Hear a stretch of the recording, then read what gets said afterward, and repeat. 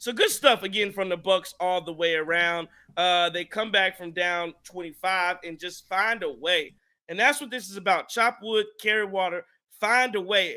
Tonight was reminiscent of that Portland game from earlier in the season where I think they were down like more than 25, and they found a way to win. Now I think that was at home when that one took place. So again, I just saw just so much positive things, so many positive things that happen around this basketball team. And I'll ask you this question before we go into the Dame discourse.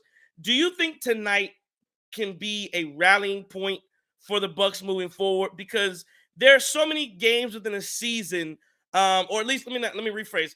There are so many seasons where, as a team, you can think of maybe a game that changed the course of momentum and swept through and made a team feel a certain way. Maybe they didn't have it all together and things were a problem, and you're not liking the coaches and you're having all these issues and defensive problem.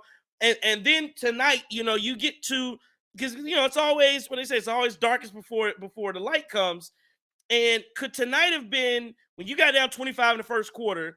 If you let go of the rope there, I mean, you talk about some of the questions that are going to happen to you if that takes place.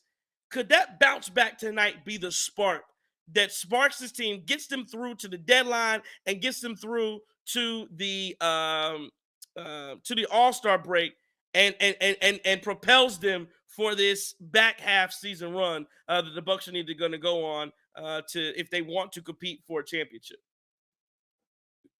So, I'll go first here. I'm gonna say yes, but not in the way you think. Right? Okay. On a surface level, it's a win against the Mavericks without Kyrie, and okay, whatever, right? But when you dig a little bit deeper, this team has had 3 coaches in the last 2 weeks, right? They've had a coach fired in the middle of the season when they were second in the East, and yes, there were some things to clean up, but we've never seen a coach that damn successful get fired mid-season in their rookie year of being a coach. Like we've never seen that, right? We talked about Gar Hurd getting fired with the Wizards, and he was like 13-30 or maybe 13-40 back in 2001, right when Michael Jordan was hired as president of the Wizards. But we've never seen anything like this where a coach from a record perspective get fired like this, have these issues, these internal issues with this team.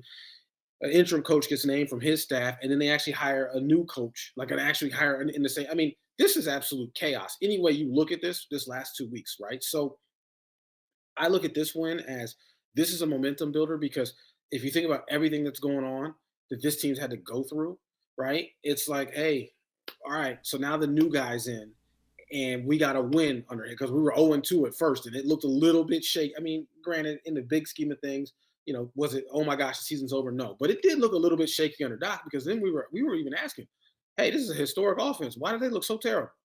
How did he come in and slow the offense down? What's going on here, right? So I think this is a win, helps everybody buy in, everybody stay focused, everybody kind of get used to Doc. I mean, again, to be fair, I think they had their first practice together yesterday. Yeah. Did I read that? That is correct. That's correct. So it's good. And again, and here's what I will argue with you and everybody on Twitter. When you're a brand new coach with a team, if you don't every game until you get that first win is a must win. I 100% would argue that. If you're a brand new coach with a new team, every game is a must win until you get at least that first win. Because if you start out 0-5, 0-4, that is just a problem. That's a lot of pressure. That creates a lot of tension with it, and that's not a spot you want to be in. So yes, every game until Doc got his first win was 100% a must win. I'll go ahead and take the other side of this. I don't think so. And the reason I say that is because I need to see some consistency from this team. If this was a loss, if they ended up not coming back and storming back and winning this one, there would have been plenty of questions. I mean, I think this show would be completely different if they start 0-3 in his tenure.